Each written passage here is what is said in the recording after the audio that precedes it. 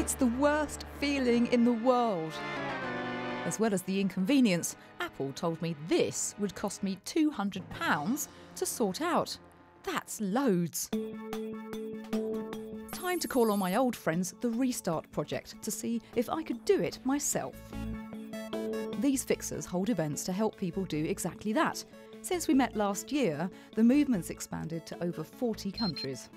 So I settled in at an event in London with my much cheaper replacement screen.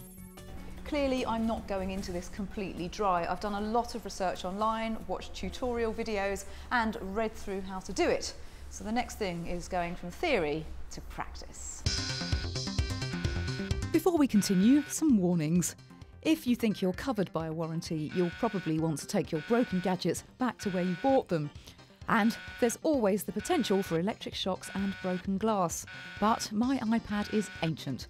I've done my prep, and one of the restarters is keeping an eye on me. It has to be away from you. And Yep. So it doesn't puncture your wrist or anything like that. I used tape to collect broken glass fragments and a chopping board to protect the table from the heat gun. The heat gun softens the adhesive, which sticks the device together. Once the glue was softened, I used plastic and metal implements called spudgers to prise open my prized gadget. Basically, the idea is blast it with a lot more heat than I first thought. Yeah. A lot more. Then get in there and lever. It's a combination of brute force and delicate touch.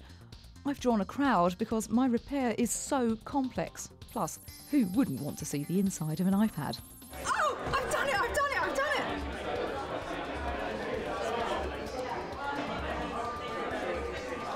Wow! Oh, look! Stuff is getting more difficult to open, and we're seeing that at the events that we're hosting. People always beat up on Apple, but the point is everything is becoming sleeker, smaller, more sealed together, more difficult to open. After removing the glass, I undid 4 little screws and gently lifted the screen to reach the touchscreen connector behind it. I pulled out data cables and prepared to do it all again, but this time backwards. And at the end of the night, my iPad worked.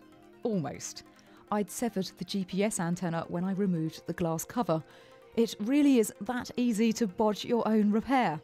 Oh well, back to the internet for what looks like an even more complex fix. The instructions you find online are great, but there are also, those little tricks that you need to know to get it right. If anyone is thinking about repairing the device, have a look online and make sure you're confident with the instructions you've found. That's Alex, a professional repairer who was very impressed with my efforts at the party. He had a spare GPS antenna lying around, so we met again at the next Restart event to continue the mission.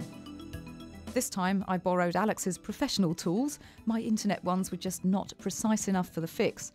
I had to go right down to the logic board, removing the camera assembly, unpeeling tiny bits of tape and unscrewing tiny screws. Then, after hours of open logic board surgery, I was finally ready to swipe. Could it be? Oh my gosh, it says 3G and searching on it. I had to be prepared to break my kit irreparably in order to understand it. Because sometimes it's not the winning, it's the taking apart that counts.